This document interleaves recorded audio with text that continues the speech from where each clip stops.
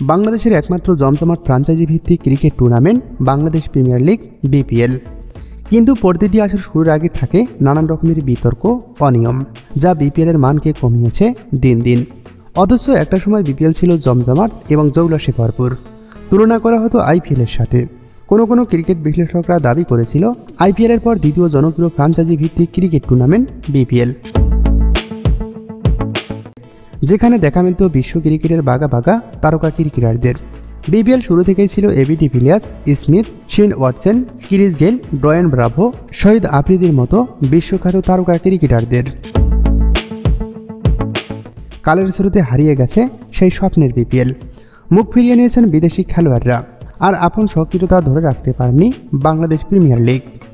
অথচ বিপিএলের পর যেসব ফ্র্যাঞ্চাইজি ক্রিকেট টুর্নামেন্ট গড়ে উঠেছে তারাও আজ আয়োজনে ছাড়িয়ে গেছে বাংলাদেশ প্রিমিয়ার লিগ বিপিএলকে।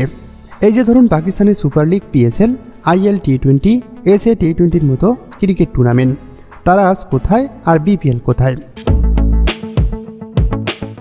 এসব কিছুর মূলে যেটাকে দায়ী করা হয় আর তা হলো সময় নির্বাচনে অদক্ষতার পরিচয়। কেননা একই সময় বিভিন্ন লিগ থাকার ফলে ক্রিকেটাররা মুখ ফিরিয়ে নেয় বিপিএল থেকে।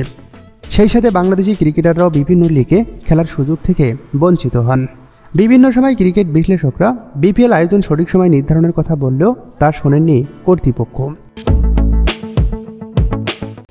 বিপিএল 2025-এর আসরে নতুন বিপিএল আয়োজনের কথা বলা হলেও তারা কিছুটা আয়োজন করতে সক্ষম হয়েছে।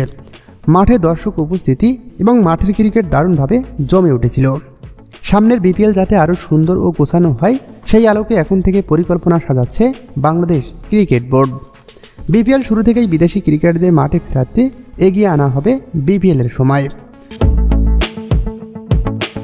নতুন আসরে বিপিএল মাঠে গড়াবে নভেম্বর অথবা ডিসেম্বরে, যে সময় অন্য কোনো ক্রিকেট টুর্নামেন্ট নেই বললেই চলে, যার ফলে বিদেশি ক্রিকেটাররা বিপিএলের সময় দেবেন একদম শুরু থেকেই।